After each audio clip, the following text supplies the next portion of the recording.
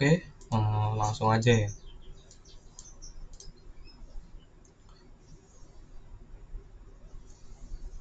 Kemarin itu kan ada dua saham yang saya anggap cukup menarik. Saham itu ada dua, MHKI sama Koka. Lalu saya bingung tuh mau pilih yang mana karena eh, Koka sama MHKI itu posisinya ada dua sudut analisa yang cukup berbeda. Kalau saham MHKI itu kan baru IPO, sedangkan kalau Koka itu sudah cukup lama IPO.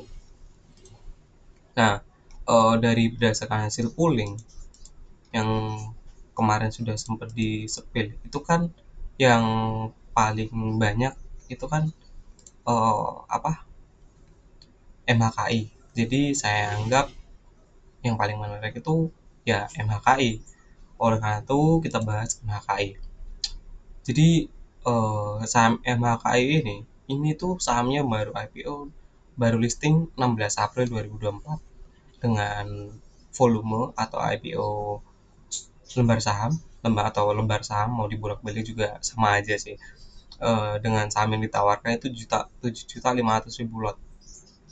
Dan di grup 241 Pro itu sudah saya spill pergerakan dari saham MHKI ini hampir sama persis dari sudut trading, hampir sama persis dengan pergerakan saham-saham yang bandarnya udah apa udah nggak ada kepentingan lagi di saham tersebut. Nah, saham tersebut itu contoh kasus yang saya sempat saya tunjukkan itu sahamnya hampir sama dengan KRIA, dan pergerakan saham MHKI untuk saat ini itu memang hampir sama persis dengan pergerakan KRIA. Nah, digoreng berapa kali terus diturunin, terus digoreng lagi, diturunin lagi, dinaikin lagi, terus diturunin lagi. Eh, Kemudian yang saya maksud eh, karena pergerakan seperti itu yang cukup aneh itu kan dari kedua saham ini kan dulu penjataannya penjataan saham KRI itu juga cukup banyak, saya lupa sih tepatnya berapa. Nah, di sini itu yang cukup mencolok ya, penjataan di bawah 100 juta itu 6%. Dan anehnya dia orang-orang yang orang-orang yang saya ikuti itu pada beli, di atas 1 juta itu pada beli, tapi kebanyakan hampir nggak ada karena melihat underwriternya itu NH Korindo. Kita tahu NH Korindo itu sendiri itu kan retailnya itu paling banyak gitu kan, sekuritas yang retailnya paling banyak. Jadi kalau kita apa uh, kita beli saham MHKI itu besar kemungkinan ya pergerakannya agak aneh gitu, pergerakannya agak aneh dan cukup membingungkan karena seperti kita ketahui pergerakan saham yang dijamin Korindo itu selalu pergerakannya nggak jelas kayak gitu kan. Nah, tetapi yang saya maksud selain dari itu adalah eh, histori underwriter atau pergerakan dari, misalkan contoh, underwriter itu menjamin suatu saham. Di beberapa saham itu tidak selalu saham itu selalu polanya pergerakannya seperti itu. Jadi uh, apa ya? Hmm, jadi ya tidak bisa dijadikan patokan utama gitu. Kalau mentang-mentang underwriternya ini dan pergerakan sebelumnya atau kemudian yang mau di IPO kan itu akan seperti itu tidak bisa dijadikan seperti itu gitu. Karena apa ya? Memang pergerakan dari underwriter sendiri itu tidak begitu akurat sekali ya. Jadi jangan dijadikan patokan utama. Kan banyak tuh influencer, para youtuber yang mau pasang IPO itu selalu ngomongin underwriter gitu kan. Underwriternya ini dan IPO yang sebelumnya pergerakannya di hari pertama seperti ini. Itu tidak bisa gitu. Jadi saran dari saya ya jangan dijadikan patokan utama gitu kan.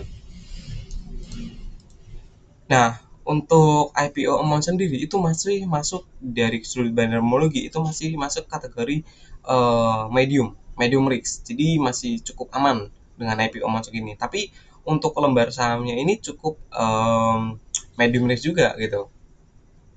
Ini cukup masih dengan IPO amount sebesar sebanyak ini itu untuk pergerakan harga sahamnya itu cukup aman dan tidak terlalu agresif ya, dan bisa masih dianalisa lah buat pakai analisa teknikal tuh masih bisa. Tapi dengan jumlah lembarnya segini itu pasti bergeraknya cukup agresif.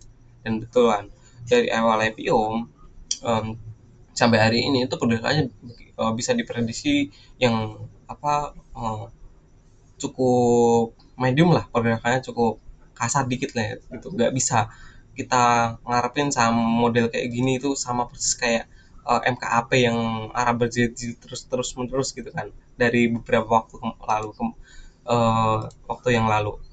Dan dari peserta 241 Pro itu ada yang beli itu di efek 408 dan baru beli 4 juta 4 juta 4 jutaan lah, kurang lebih 4 jutaan lebih dikit. Dan jadi di kita itu kalau mereka nggak report, seseorang itu nggak report, kita sepil saham tersebut itu memang menarik, contohnya seperti ini, saham saham MHKI ini kita sepil di 29 April, lalu lantas kemudian mereka tidak report gitu kan, tidak report, tidak laporan seperti ini kan ada keterangannya lapor gitu, mereka tidak melaporkan, saya tidak akan menandai di cat saya, tidak akan menandai cat seperti ini, tidak saya taruh efek mereka di sini.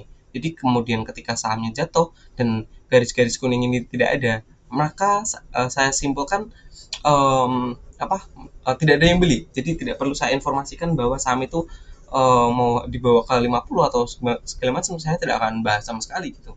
Karena ya tidak ada yang beli, buat apa juga gitu kan. Jadi kalau ada mereka beli ya saya tandai seperti itu. Nanti kalau emang udah TP semua ya saya hapus lagi gitu kan.